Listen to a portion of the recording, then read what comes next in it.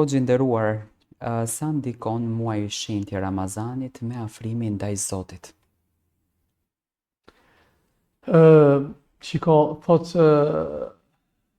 Allahu xhelle shanuhu, në atë çfarë na transmeton i dërguari i Zotit. Çdo vepër e birit të Ademit, çdo punë që njeriu e bën, çdo punë që Allahu ka urdhëruar është për atë. Çdo vepër që e bën është për të. Dhe këtu është theksi i kësaj thënie që duhet ta kapim çdo njeri nga ne, përveç agjerimit. Thot Zoti, agjerimi është për mua dhe unë shpërblej për të. A e kupton? Lidhshmëria direkte me krijuesin e gjithësisë. Allahu thot, çdo vepër që e bën biri i Ademit është për ata. Fal namazin, po është namazi për ty. Inna salata tanha anil fahsha'i wal munkari, kështu me radhë. Faleni namazin, sepse namazi ju ruan nga kjo, nga veprat e shëmtuara, nga punët e liga, kështu me radhë. Sadakaja, i jep Allahu ta shton. Kryerja e haxhit, ka mirësitë e vet. Agjerimi është për mua, thon Zoti. Dhe këtë shpërblim ma leni mua. Pse për vepra tjera kush na shpërblen? Po Allahu xhalla xhelalu. Po pse ka veçuar këtë? Një hadith tjetër thot i dërguar i Zotit, Allahu xhalla xhelalu ka përcaktuar di shpërblime për agjeruesin. Do të ishte shumë i mangët agjerimi i çdo personi që është duke e praktikuar këtë obligim nga Zoti. Në qoftë se nuk i jeton, nuk e ka në kokë brenda ditës këtë thënie profetike. Dy gëzime ka për agjeruesin. I pari është momenti kur bën iftar. Çfarë është ky gëzim?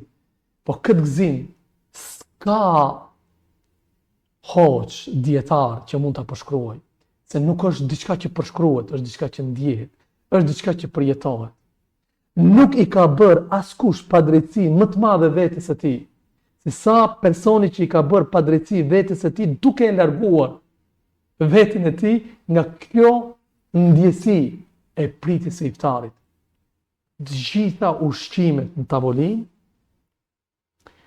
çdo gjë është gati dhe ti nuk e vazhdon ushqimin, nuk fillon për ngrënë. Pse?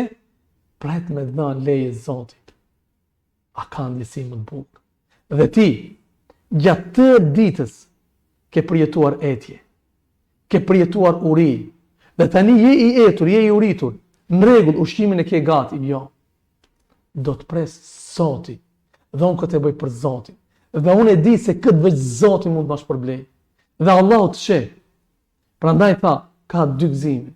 Gëzimi i parë është në momentin kur bën iftar, gëzimi i dytë është në momentin kur do ta takoj Zotin. Në ditën kur do të dalën para Allahut. Po cila është lidhshmëria?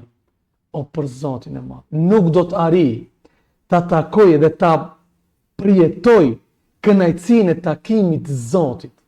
Nesër kur do të dalën para Zotit, asnjë në formën më të mirë përveç robërve të cilët në dunja e kam përjetuar kënaqësinë e iftarit. Ose më shkurt thon, i kënaqur me zi ta takoj Zotin, me atë ndjesinë që shpreson shumë në shpërblimin e Zotit, nuk do ta përjetoj këtë kënaqësi askush.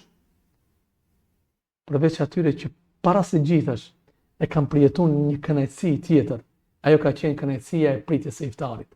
Andaj, gjitha këto, edhe shumë tjera ngelen për thënë, janë arsye për të afruar tek Zoti, pa harruar, domethënë, pa harruar të përmendim se njeriu në momentin kur e arrin faljen nga gjunahet, nga mëkatet, se gjunahet janë arsye për të larguar nga Zoti. E kundërta, falja e gjunaheve është arsye për të afruar tek Zoti. Andaj, nuk ka një muaj tjetër që njeriu mund të arrijë faljen më shumë se sa në muajin e Ramazanit dhe e ndjen afërsinë me Zotin. E don takimin me Zotin. Besimtari nuk e ka frikë asnjëherë vdekje. Pse?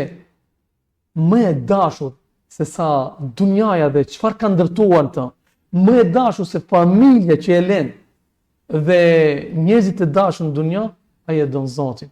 Dhe është i kënaqur në çdo moment që del prej kësaj dunjaje, sepse e lën dunjan dhe e lën të dashur të dunjas për të takuar atë që nuk krahasohet me dashurinë e krijesave dhe me dashurinë e të mirave materiale, dashurinë e Zotit. Allahu na e bëft me nasib që të arrijmë këtë takim të dashur me Allahun xhalla xhelaluhu dhe këtë takim do ta duam si rezultat i kësaj mirësisë së parë, këtyre momenteve të agjerimit që i kemi në iftar.